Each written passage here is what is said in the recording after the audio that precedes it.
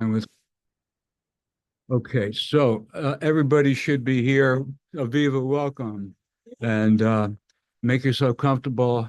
Uh, I am very happy to be hosting this, as I was explaining, 7 years. Um, Today, I have the very distinct honor of dedicating this session to a very seminal person in my life. She's behind me. Tomorrow night, the 23rd of Shabbat, I celebrate the memorial, the yard site of my grandmother, blessed memory. She was an incredible woman, and she came to the United States in 1902.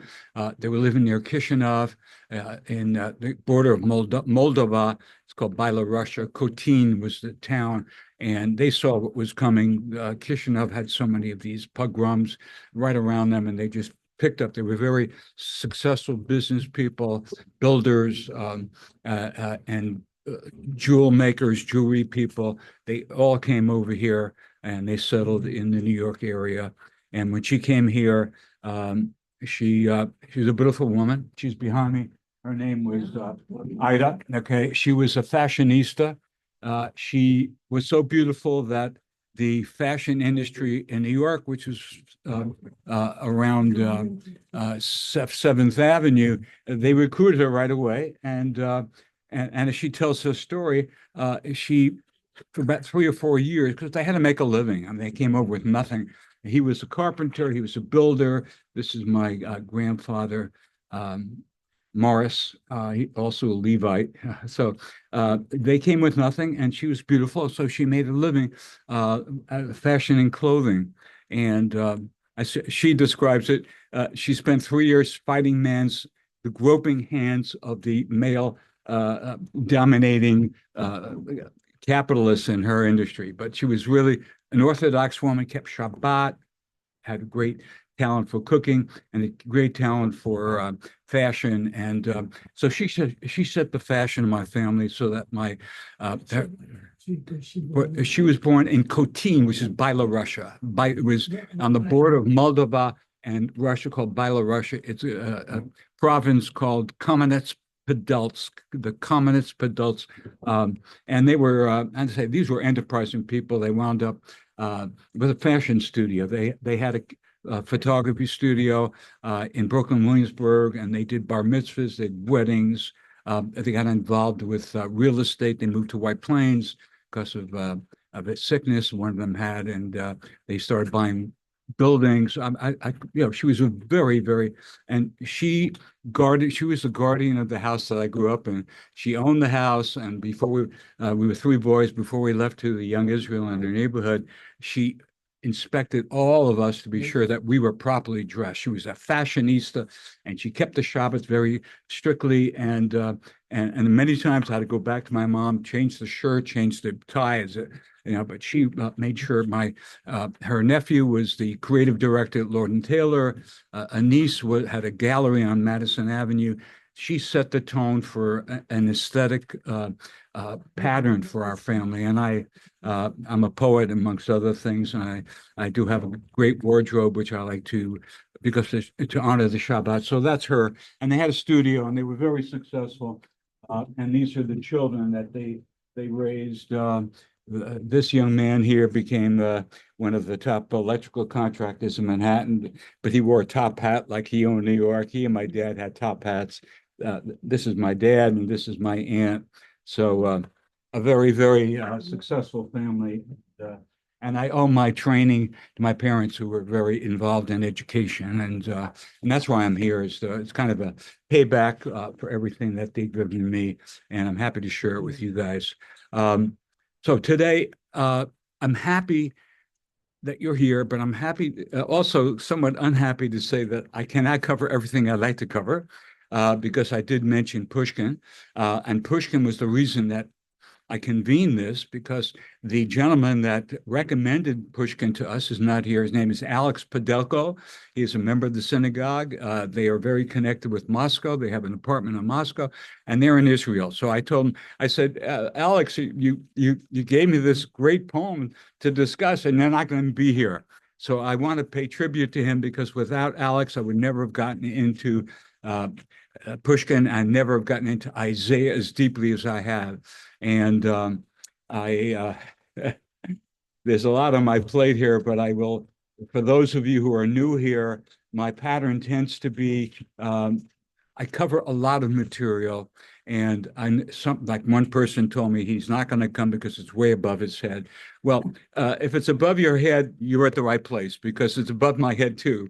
And when I prepare this, I realize there's so much beauty in the poetry that we're going to be discussing today that I'm in awe. I'm in awe because you have poets like Pushkin and you have poets like Isaiah. Their lifespan, the difference between when Isaiah lived in the 8th century before the Common Era and Pushkin in the 19th century is 2,500 years. But yet they're poets. They have a lot in common.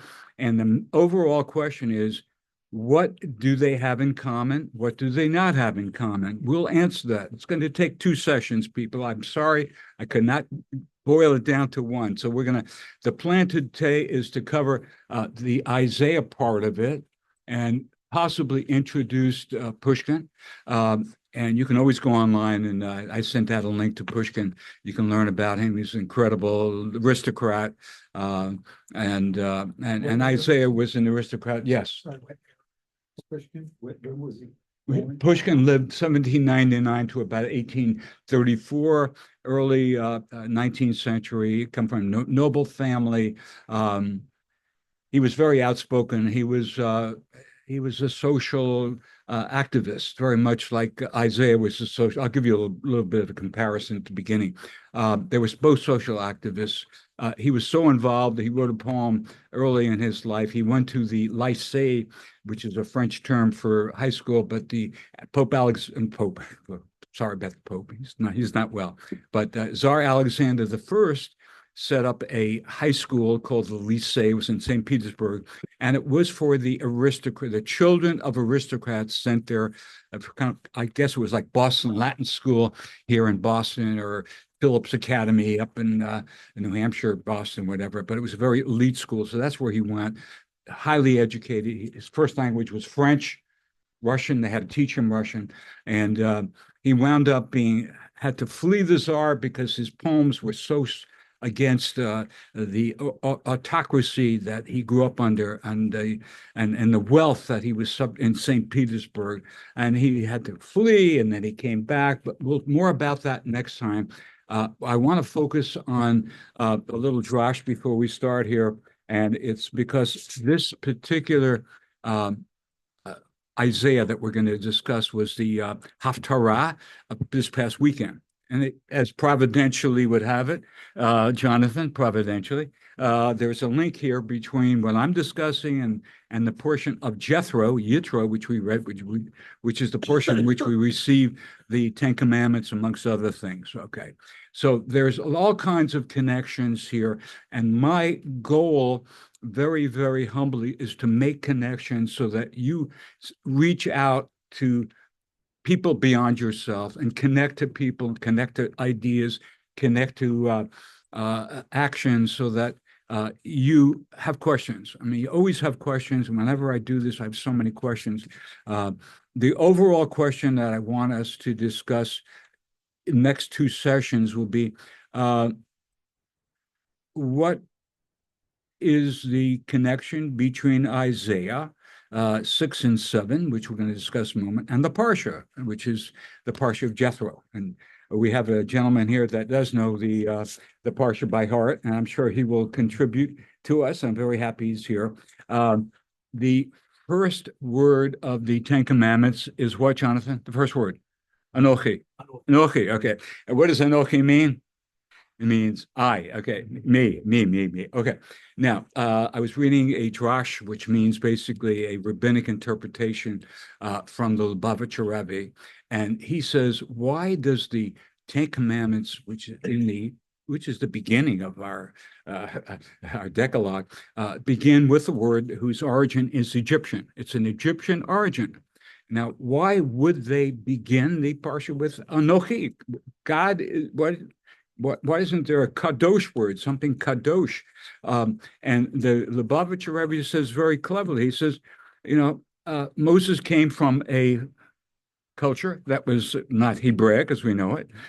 They were very into avodah zarah, which is worshiping idols and so forth. So the statement that the Lubavitcher Rebbe says is that the reason that it begins is because we have to infuse, we as Jews have to infuse our Decalogue, our Ten Commandments, to the world. I mean, it means people that are not believers, people that are idol worshippers. And of course, the Parsha is named after an idol worshiper, a Minaj. So there you go. So that's the connection. And I think that's we keep that in mind because we're blessed with a Torah that is just so full of not only laws but the way to conduct your life, how to live and leave your life too at the end of life. How do you live a life that you feel satisfied, that you have done something that you're supposed to have done, okay? Not something that someone else told you to do, but something that makes you happy, and you've reached out and shared. Each of us has a blessing. We all of us. My grandfather was a great craftsman.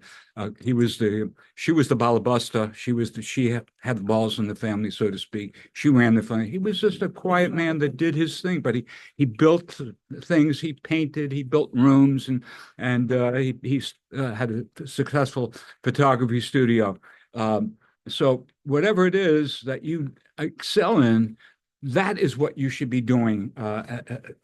That would give you the most satisfaction very, very shortly. Okay, now,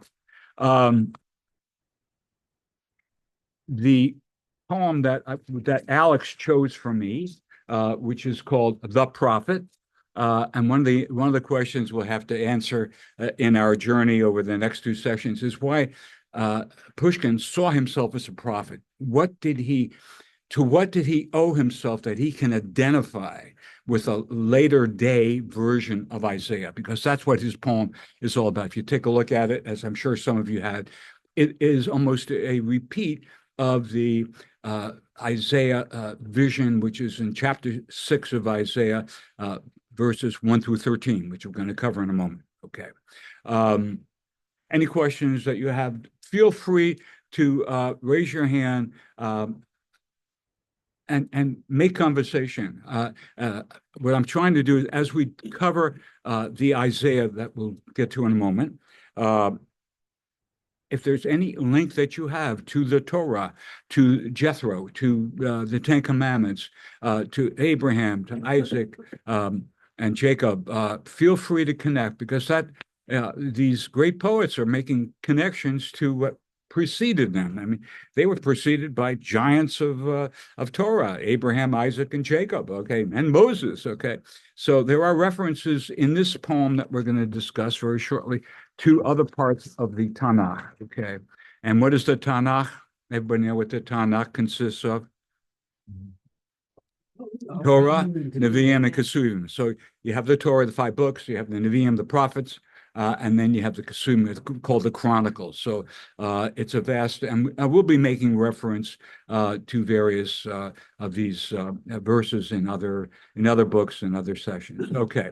A little bit of a background here, what's happening. Okay, we should be on the same page here. So let's, in our Hertz Kumashim, open up to page 302. Okay. 302, which is the Haftarah.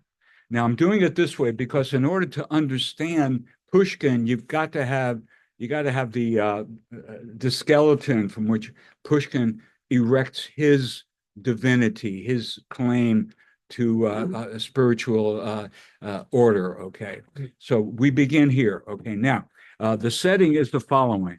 Okay, he is in a Beit HaMikdash. And what is the Beit HaMikdash? Is the Holy Tabernacle. That's where he is as he's chanting these lines. Okay. Okay. And what is he doing there? He's standing in the temple. And He's in the, not in the Holy of Holies, he's in the courtyard of our holy temple. And he's experienced an ecstatic vision of God. Okay, that's what we're going to be it takes us to the highest level. And he starts with a sense of impurity. We're going to see that. He's just not up to the task, maybe in general. And he is purified by a heavenly call. What's that about? We'll find out in a moment. And then he returns to doing the prophecy that God wants him to do. There's an expression of unworthiness here as the invitation comes from God. Okay. And the studied feature of all prophetic commissions is God's promise of support, that whatever our prophets, the holy prophets, whoever they are in our book of prophets, it's been through a vision of God. Okay, so this is the general back and we start. Okay, so I'm going to call on Susan, if you would read, the mode of our MO here is usually I call on one person to read a verse and then we discuss it. And that way, everybody here, we should have an opportunity, 13 people. Do we have hey, Lloyd, welcome. So do you have a book, Lloyd? You have a book. Okay, so Lloyd Contract and his lovely wife are here and very happy. Yes, question. Is Jethro considered the first father-in-law? Is Jethro considered the first father-in-law? It's a good question. I mean, Moshe, can you help me on that? Maybe? Yeah. Was there a father-in-law that's mentioned earlier that is as important? Obviously, no other father-in-law has. Lavan. Sarah had a father. So Laban Yeah. was, Yeah. okay. management. All right. Good question. That's a good one. Look, these off-the-wall questions lead to some really deep insights, as some of us know from last time, and we get more mindfulness. That's what it's all about: is mindfulness, control of your thinking, and really getting into yourself, your inner self. Okay, so Susan is going to start off. Hebrew, whatever you feel comfortable with. Here, whichever you feel comfortable with. Yeah. In the year that King Uzziah died, I saw the Lord sitting upon a throne high and lifted up, and his train filled the temple. Okay, so we have a king, Uzziah. It happens that Isaiah lived through a reign of about 6 kings. I mean, a succession of kings. Some of them were good, some of them were bad. So this is like the first king that he is a prophet under, who is a counselor to, put it that way. And the Adonai, and he saw a master, a master of the universe, which we can't really describe, but he is describing this master as sitting on a elevated throne. Kisei Ram Venisa. Ram means high, full of glory. And Nisa, elevated, okay? Vishulav Maleim, and his robes, okay? They mentioned skirts, robes, are completely filling the Heichal. The Heichal, it refers to the courtyard. That's what it is. It's not the Holy of Holies. So he is an outsider here. And again, this is a vision that he's having. Okay, so Jake, would you do the second one? Above him stood the Seraphim. Seraphim. Explains, with twain he covered his face, and with twain he covered his feet, with twain he did fly. Okay, so Seraphim are a level of angelic, if I can coin a new word, angelity, if you will, or angelicism. There are different levels of angels in the Torah. And again, we're getting into mystical stuff here. So if it's above you, it's above me too. These great prophets are trying to describe a vision that is beyond the rational, the normal human imagination, and they take it to the highest level. And here God is sitting on a throne, okay, and he's surrounded by the seraphim. And what does the seraph mean? Come on, John. Seraph. The meaning of seraph. Yeah. What is the? Come on, you know it. lisrof, to burn. Okay, they're burning. Okay, so these are a class of angels that they are burning. Yeah. I, I can't describe it other than they're burning. Radiating, maybe, radiating heat or. Yes, light. okay, yeah, but I'm going to take this to a higher level. This is a book that we read on the Festival of Weeks, Tabernacles, okay, weeks, Shavuot. And we read this just before we the first reading of the Torah, in which we discuss and hear the Ten Commandments. So this is a very elevated book written by a mystic of the 11th century, living in I believe it was Worms, Germany. He got out just before the destruction of Worms, 1096. So he's writing this book, and he's describing this level of Seraphim. Now, the Seraphim are the most numerous level of angels. You have Chayot, and you have Ophanim, okay? And the Seraphim are very numerous. But as he describes in this book, which I'm not going to get into right now, is if you guys really want me to do a short session, I will. But the lore, the mystical lore is that there is a river called Ein Nior, which means light. It means full of fire. That's what it's called. Ben Dinor. You probably have heard this.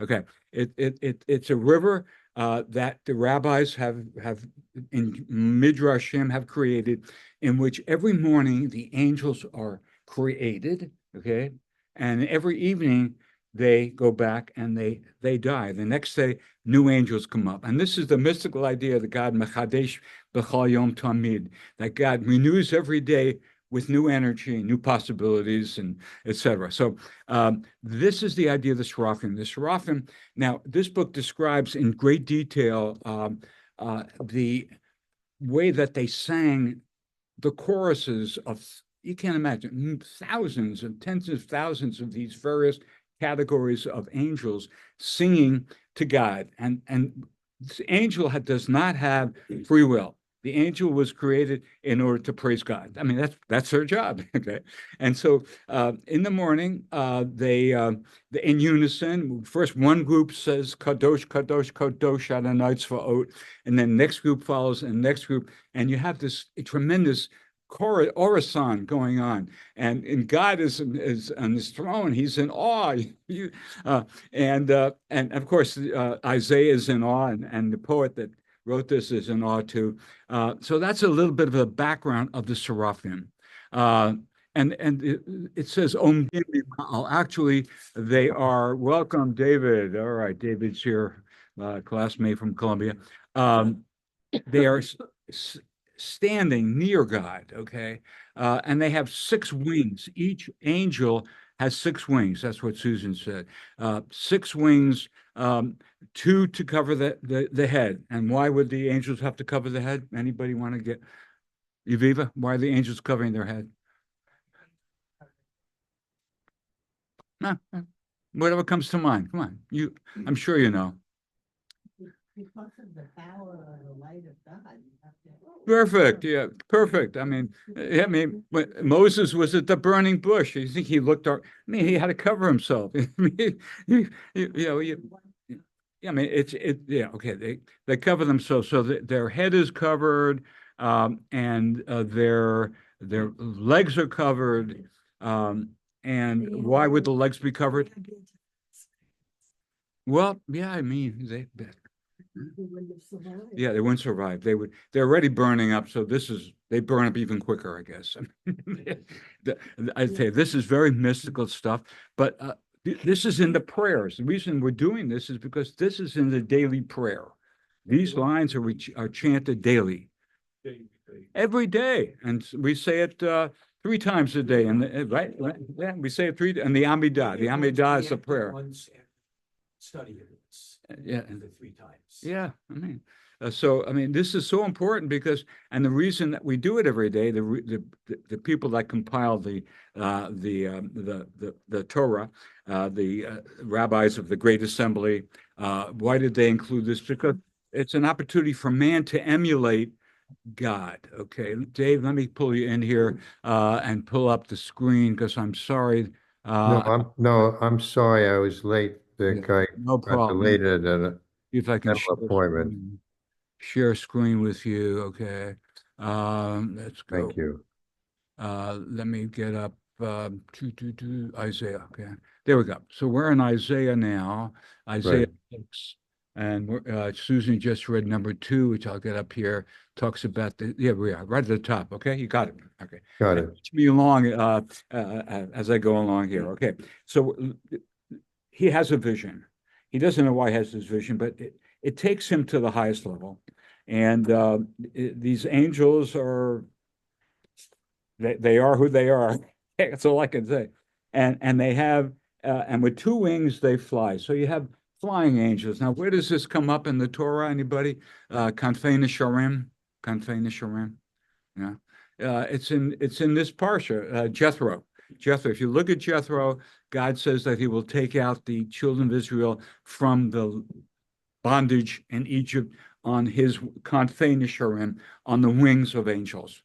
So trying to get you guys to connect as well as I do. I don't connect all the time, but I try to make connections to the Tanakh as we go along here. Okay. Any questions? Raise your hand.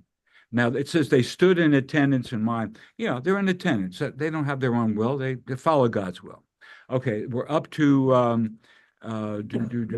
Stuart. Okay, Stuart's next. Yeah. Number 4. We're on number 3, right? Number 3. And one called unto another and said, Holy, holy, holy is the Lord of hosts, and the whole earth is full of his glory. Okay, good. Do we recognize this? Yes, we recognize those of us that, come to the services, we recognize this is part of the Amidah. And we say this in the morning, in the afternoon, but not in the evening, but at least twice a day we say this. Okay. Kadosh, Kadosh, Kadosh, Adonai Tzvaot, Malokal Arts Kvodok. Holy, holy, holy. Okay. Now the rabbis make a lot of that. They say it refers to the past world, this world, and the world to come. So that when you chant this, you're a part of the everlasting life of the human soul. In Judaism, we believe that the soul continues on. I mean, the body perishes, but the soul lives on. So here, Kadosh is also is a holy contract. You are given the gift of Kadosh. We Kadosh, we do Kiddush, we Mekadesh, we do it under the chuppah, we do it before we eat. Kadosh is a connection, so it's the connection of divinity, the gift that is given, and we accept. It's a contract, but it's also an acceptance of an essence. it's a beautiful connection. But what I think I'm hearing from Aviva is that the mention of the word kadosh, not one time, but 3 times, and you can imagine all these seraphim and the chayot and the ophanim and all these, they're all responding to each other, kadosh, that it is a very strong connection to divinity. That we have that connection every day in the prayer that we make. We say kiddush, it's kadosh, it's a bond, it's a contract,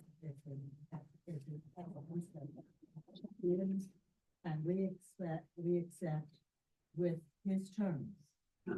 Its terms, essence terms. Yeah, I mean, you're talking about it's like, yeah. Sheva brachot, the kedusha under the chuppah. We say mekadesh, church of God. We bring holiness, we bring divinity into our lives now. Kedusha, there's kaddish that you say. So this concept of kadosh is embedded very much in our traditions and in our literature and in our prayer, and it is the essence, a gift, a little bit that says you get to have kadosh if you do these, if you embrace me this way, And when you see kadosh, kadosh, kadosh, picturing the power, the might, the tremendous amount of kadosh that must be coming up from kadosh, kadosh, and the seraphim. Especially when you, if it's a congregation, if you have a congregation chanting together, yeah. All of it, all consuming. They're giving you this whole picture, they're drawing it and they're saying, step in this world that you've never seen. And be, included and enclosed into this concept of vibration. An important word here is tzvaot. Tzvaot is, and you're alluding to this, tzvaot refers to hosts. And hosts, in this vision, the hosts are tens of thousands. I mean, there's so much energy directed to God. Okay, that's the idea. We are hosts. We are hosts in the house of God here. God hosts us here. I may be a host of this learning session, but God hosts us in our sanctuary here in this beautiful sanctuary in Stamford, Connecticut. Okay. Okay. Yeah, it's comment actually out of the book. So the first kadosh is for everything divine that's done in the heavens. Okay. The second kadosh is everything divine done on earth. And the third is it's forever. It's forever. Okay. All right. I knew I got it from somewhere. I got it from you. Okay. All right. Good. That is great. Okay. And whose presence fills all the earth. That Malo kol haaretz kavodo. I mean, that is God is infinite. So you cannot describe the earth as the end of God's influence, that God transcends the earth and constellations and universes beyond ours. And, this is stuff that we have to be in awe of. I mean, that's the idea, is that we're down here, we are receiving this energy from God every day. He gives us light, he gives us sunshine, he gives us food, gives us we've spoken about this before, it gives us our bones together, that we wake up whole, hopefully. Okay, let's continue. Yes, Bruce, you're on to number 4, am I correct? Yes. All right, number 4. The door removed at the voice of them that called, and the house was filled with smoke. Okay, so what kind of imagery here do we have? What's going on? Your doorposts are shaking, okay? And I can only picture what these in the temple, that these posts were solid stone. And with all the sound that he's hearing, even the posts and the holy saint, he's in the courtyard, but all around him is shaking. And the house kept filling with smoke. The house kept filling with smoke. Obviously, They did the incense. very good. That's one way of looking at it. Anybody else? No, smoke. Where there's smoke, there's fire, right? So you have the Seraphim there. Good. Yeah. I mean, I don't make this stuff up. And where else is smoke so important in the Torah? Where else is it smoke? We just read it this past weekend. Come on. In the mountain. In the mountain, right? The holy mountain. It's, God's presence before we received the Torah. We know that there was tremendous amount of thunder and lightning and smoke. So it's a very holy occasion. That's the idea. And that's the reason, as you mentioned, incense. Incense is, again, it elevates our mundane experience to a higher level. And I've been to Sephardic synagogues where it's intense. I've been to morning services in New Jersey where the smell of incense is so intense that you can't get away from it. But everybody has their own customs of how to celebrate. Okay. All right, so we are up to Just fine. okay. Helene, you're on to number 5. Number 5. No, 5 is over. Okay, 5. Dave, you got 5 here. Okay, you're okay. Then said I, Okay, 5. woe is me, for I am undone. because I am a man of unclean lips, and I dwell in the midst of a people of unclean lips.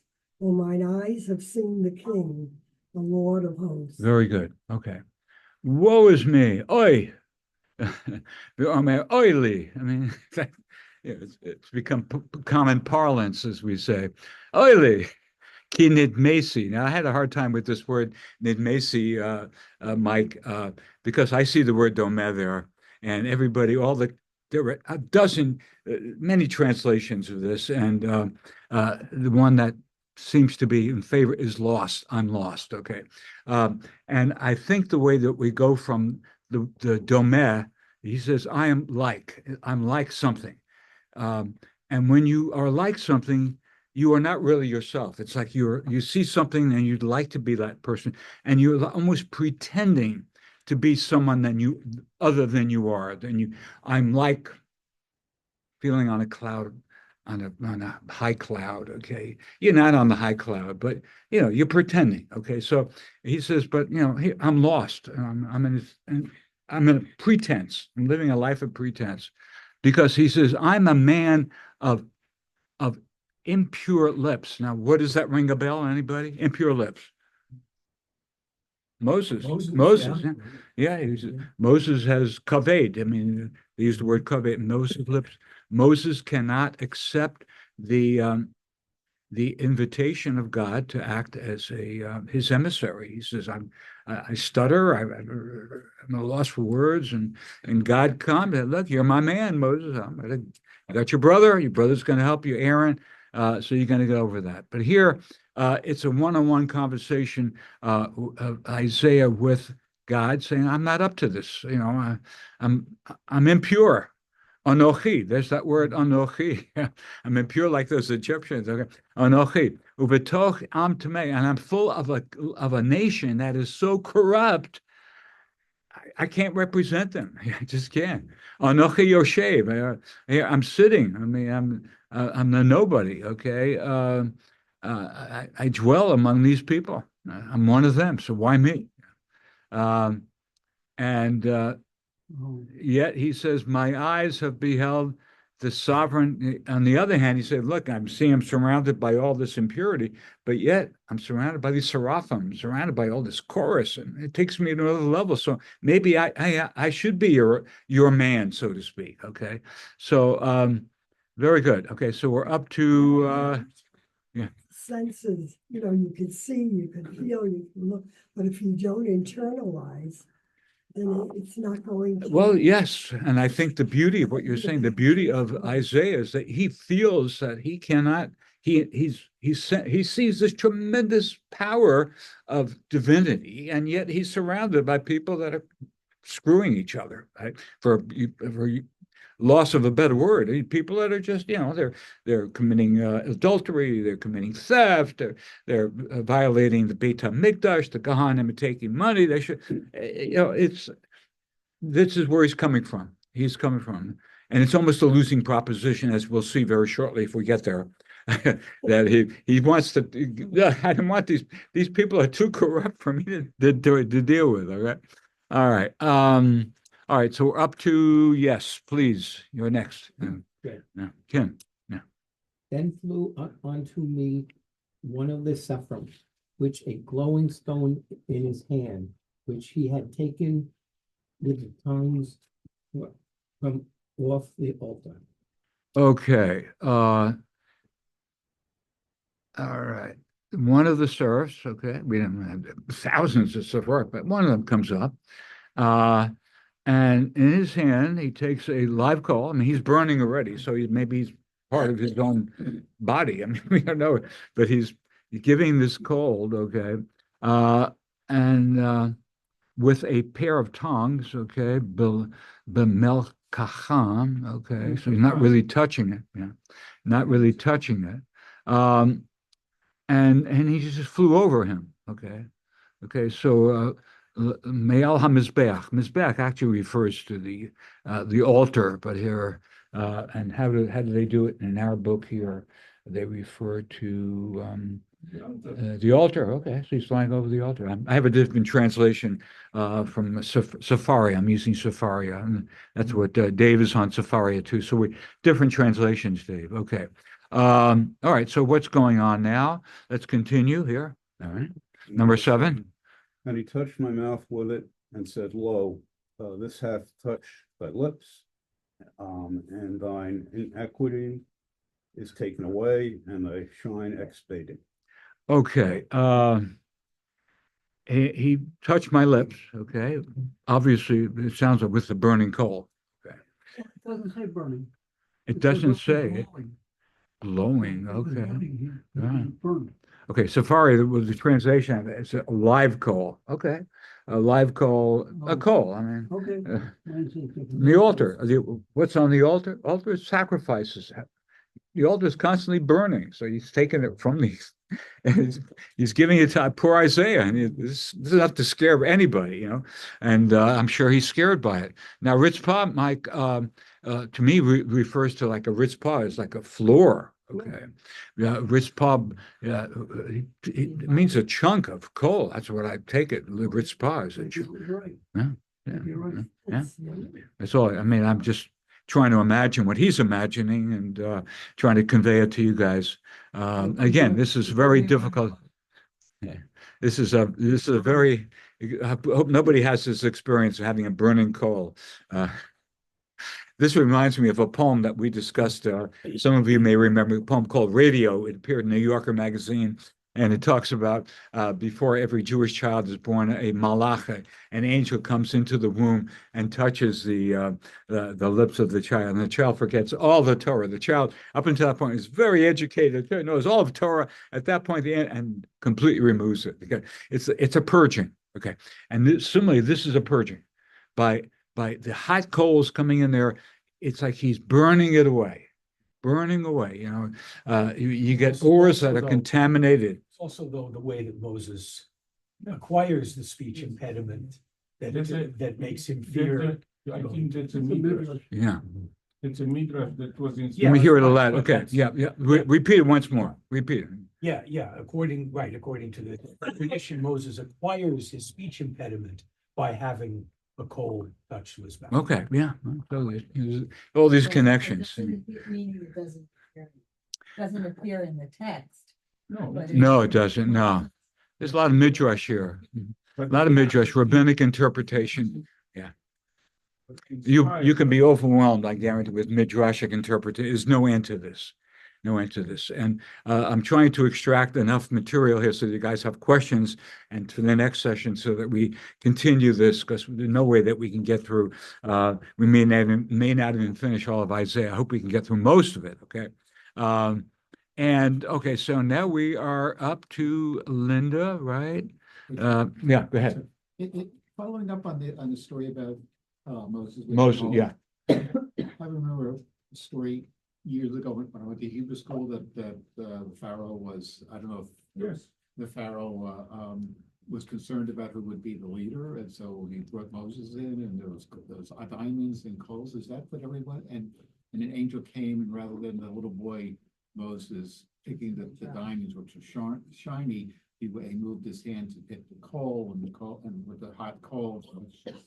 It's very good. Yeah, I vaguely remember. Yeah, That's the story I remember. yeah. We have a lot of coals here. We have a. We all have our, as a kid growing up, stay away from fire. We all have experiences of touching things that we shouldn't touch. Okay. Torah sense, that's what purges. In the Torah sense, yeah. Purges all. Yeah, I mean, that's the reason we have sacrifice people. The Torah ordains many, many sacrifices. It's in the book of Leviticus. I'm not going to go into it, but the idea is that you yourself don't burn, but you take a sacrificial animal that has a lot of worth to you. That's the idea. A bull. If you sacrifice a bull, I mean, that's the epitome of aristocracy. For sin offerings, terrible sins, you offer a bull, because the bull burning up is a part of you. It's part of you. Were so attached to that bull. That bull was the reason that you're committing crimes, because you're avarice. You steal from people, left and right, and so you give something that has a lot of value and you burn it up, and hopefully that helps to purge you too. That's some of the mystical thinking that goes on here. Okay. And we're having a lot of good conversation here. We're up to Linda. All right. Now we're up to number 8, right, Linda? Yeah. Okay. And I heard the voice of the Lord saying, "Whom shall I send, and who will go for us?" Then Okay. Okay. Okay. I think you said it right. Okay. You said a lot here. yes. You said a tremendous, we can spend the next 15, 20 minutes talking about this. So he, Ishma is called, I mean, that's the idea that these prophets have a higher level of intuition, thinking, feeling, understanding, like Aviva says, or Helene says, to internalize this. This is tremendous amount of internalization, that you have that connection to the divinity, as Isaiah has, as Ezekiel, incredible. We're not going to get there, but Ezekiel has so much of this in his book. We're only going to talk about Isaiah right now. And he listens to the voice of God, and God says to him, "Who shall I send forth?" And what does he say? Then I said, oh, wait a minute. Yeah. Sorry. Then I said, "Here I am, And now send in me." Hebrew, do you know what the word for "here I am" in Hebrew is? No. Okay, anybody, come on. Hineini. Hineini, okay. Hineini is a very charged word, because it is a word that begins with Abraham, it begins with Isaac, Moses, and here. It's a word, the great leaders of our people have always shied away from assuming the role that God, they're too modest. Again, I'm a part of the people. I'm corrupt as they are. Why choose me? Choose somebody else. So they shy away, and yet they know that they are appointed, and each one says Hineini. Now, very briefly, Moses, when God speaks to Moses from the burning bush, which is we discussed last session, Exodus 3:4, Vayomer Moshe, God says, "Moses, Moses, Moshe, ve'amar Hineini," and Moses at the burning bush, God speaking to him from it. Of course, he's covering his face. "I'm here." And Isaac and the Akedah, the binding, Genesis 22:1. Vayihi achar hadarim, after these things that happened, the Elohim nisa et Abraham, and God tested Abraham. We know Abraham was tested with at least 10 tests, right? Vayomar elav, and Abraham said to God, Hineini. So every great leader has used that word, and here he's ready to step up, even though he's polluted. But supposedly he's been purged by the coal. Okay. Any questions? Please. This is the most difficult, and we're going to probably end on this next one, because it's very perplexing. Who should I give this to, Jonathan? Okay. Jonathan, you're going to do number 10. It's very perplexing. I warn you, everybody may have an answer. I don't have my answer, but go ahead. Hebrew and English. Come on, you can do both, whatever. Verse 10. Verse 10. Hashemen.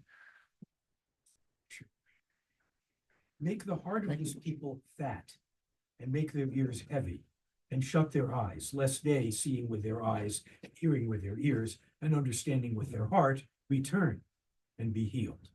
Okay. I'm very puzzled with this, because God is telling his appointed man, dull the people's mind. Hashmein. Hashmein means fatten them up. Right? Yeah, I mean, let them wax like the Jacob. Yeah, remember that the Jacob waxed big, and he got, so he says Hashmein them. Yeah, right. Let them continue to sin. Let them burn animals and not dedicate me. Burn out and eat my food. Might this be an example of, say, reverse psychology? Yeah, there's something here. I'll get to it here. I just want to show you the perplexity going on here. Why, if he calls on a man to remove the sin as his sins have been removed symbolically with the coal, is he going to tell him, You know, make these people even worse. Stop their ears. Don't let them listen to me.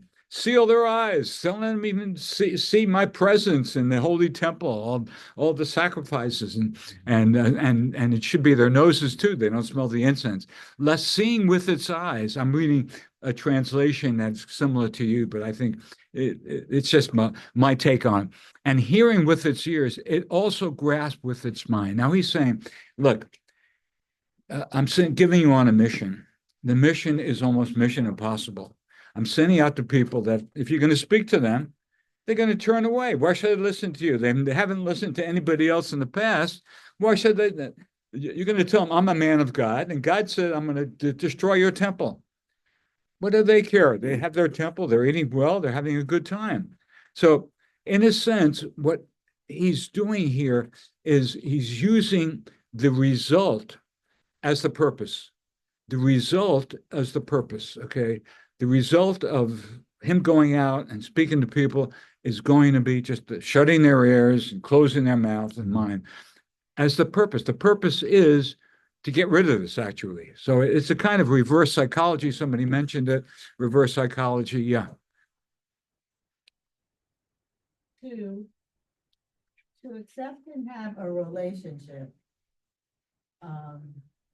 with an essence of godliness that you can't see, you have to be able to give up all that's in the present and all the senses that you're able to do, which means that you have to be able to close your eyes, close everything, and have the conversation with yourself and open yourself up to things that are not obvious. Very good. Very good. Very good. Experience it from inside.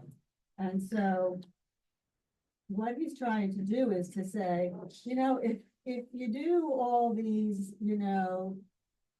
fire and brimstones and all these things. Exhortation in public square. What are they going to do? If he gets up on a platform, a bully pulpit, what's going to happen? Are imitating on another level the very pagan practices that were going on. So this God is totally different, and you've got to find a way to connect and reach out in ways that you are not used to. So by closing off all of this physicality and learning to do You it, have to pretend, and this is the idea of pretense. doing that is a whole big project that doesn't come easily. But what he's saying is, you're going to give them all of this, they're going to go about their very pleasant lives. But if you teach them, now my question is, how do you go about teaching them then how to experience and how to believe without words? I think you touch on the essential question as to why we're here. I mean, are we here just for the mundane enjoyment of the here and the now, getting fat, as he says, America is living off the fat of its land. There's no doubt about it. But are you going to make room for another level of experience? That's the question. How do you do that? Okay. Not Just has that validating up here. only yourself, but others. Say that You again. want to be more inclusive of not only validating yourself. but You others. have to get on their level and say, look, I'm a sinner too, in a way. You have to just get and gradually open up their minds and the ears. And that's what the prophet is. That's why these prophets are genuine, because they do have a genuine message to give to us. We're almost there at 1:00. I think this is a good place for us to stop. But I want you guys to be thinking in terms of these questions that we have is, if you're a prophet, how can you get down to these people and, it's a corrupt society, and get through to them without blowing them away? If you can say, I'm a man of God, Socrates, I'm a man of God, you're doing wrong. What are they going to do? Then they're going to throw exit you or whatever. They're gonna make fun of you. So you have to be very quiet and subtle, and that's the way you reach people, is by your actions and not by your words. I think that's where, in a way, that we're heading. Yeah, go ahead. He's going to hear deeply, and in his heart, he will be able to understand, and he will heal himself. I want to talk with you after we finish. Yeah, one more. Now, Just a comment, whenever we see the word Hineini, yes, to me, it means not only am I here, but in a accepting mood for whatever's going to be given to me. very good. Yeah, So, yeah. That's it. Like Aviva's describing, you are internally prepared to accept. That's the whole idea of Kabbalah, mysticism. It's just being able open to other sources of energy other than family, friends, people, money, cars, machines, whatever. And that's where we finish. Dave, I appreciate your coming. We will continue next time. Please correspond with me. Any questions you have. This is really deep stuff, and I'm not sure where I'm going to go with it, but we will finish this and we'll get to Pushkin next time. We'll definitely get to Pushkin. So keep that in mind. Appreciate your coming. I hope you come again. Thank you, I will. Yeah, come again. And Thank you. Thank you, Dick. I apologize for being delayed. That's what happens with these dental and medical appointments. I hear you. But, Dave, I'm there. I'm an octo man. Yeah. I'm an octo man like you are. God bless. Take care. Let me forward to, let chapter our 2. conversation continue it, okay? Absolutely. And I definitely will get back to you on NIH. That's a major issues. Take care, buddy. We'll be in touch. Thank you. You're welcome. Shalom, shalom.